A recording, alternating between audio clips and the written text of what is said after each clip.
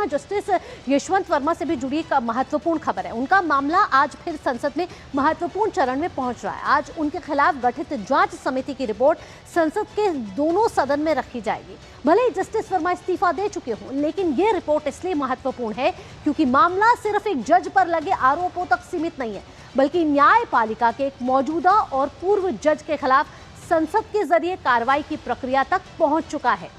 तो इस वक्त की यह बड़ी खबर है कि जस्टिस वर्मा की जो संसदीय समिति की जांच रिपोर्ट है वो पेश की जाएगी, दोनों ही सदन में ये पेश की जाएगी, आपको बता दें। और इससे पहले सुप्रीम कोर्ट की आंतरिक जांच में जस्टिस वर्मा के खिलाफ आरोपों को गंभीर माना गया था और उनके खिलाफ आगे कार्रवाई की सिफारिश भी की गई थी। आपको बता दें कि अब आज संसद में रखे जाने वाली संसदीय जांच समिति के अंतिम रिपोर्ट से साफ होगा कि समिति ने आरोपों का और उपलब्ध साक्ष्यों पर क्या निष्कर्ष निकाला है। और हमारे साथ यहाँ ऋषि तो जुड़े हुए हैं, साथ ही साथ हमारे साथ रांची से दिवाकर भी जुड़ चुके हैं, लेकिन सबसे पहले ऋषि का रुख करते हैं। ऋषि, यहाँ जस्टिस यशवंत वर्मा को लेकर दोनों ही सदनों में जो संसदीय समिति ने एक रिपोर्ट, अंतिम रिपोर्ट जो है वो आज पेश हो सकती है। यानी कि पहले कोर्ट ने तो उन्हें दोषी करार दिया ही है, अब संसद की तरफ से जो कार्रवाई चल रही है उसको कहीं ना कहीं आज एक अंतिम फ्रेमवर्क दिया जाएगा। बिल्कुल, देखिए, जस्टिस वर्मा से संबंधित जो जांच समिति की रिपोर्ट, संसदीय समिति की रिपोर्ट है, वो आज लोकसभा में सबसे पहले रखने जाने की उम्मीद है। हालांकि लोकसभा 2 बजे तक के लिए स्थगित हो चुकी है।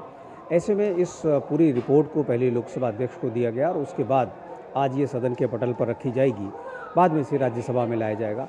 तो ऐसे में मसला ये उठता है कि इस पूरे घटनाक्रम में जिस तरीके से अब तक जो साक्ष्य मिले हैं, अब तक जो घटनाक्रम हुआ है, उस पर इस जांच समिति की रिपोर्ट में जो जो कहा जाएगा, उससे आने वाले दिनों में, चूँकि जस्टिस वर्मा खुद इस्तीफा दे चुके हैं, तो अब उनको हटाए जाने की प्रक्रिया का तो मुद्दा नहीं रहा।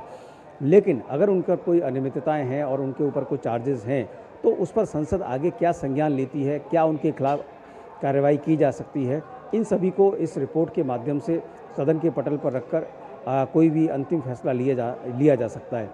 तो ऐसे में काफ़ी महत्वपूर्ण है यह रिपोर्ट। लेकिन इस दौर में हमने देखा कि जैसे कि राज्यसभा में हंगामा और शोर शराबा देखने को मिला और सभापति ने इस बीच ये कहा कि आप संयम बना के अपने सदन में अपने अपने अभिव्यक्ति दें, और जिसमें जॉन पिटास का जो मुद्दा था उसको भी उन्होंने एड्रेस करते हुए कहा कि जिस भी सदस्य ने एक सदस्य के खिलाफ आपत्तिजनक जो भी वक्तव्य दिया है वो उन्हें ऐसा नहीं करना चाहिए। हमारा विविधताओं से भरा हुआ देश है।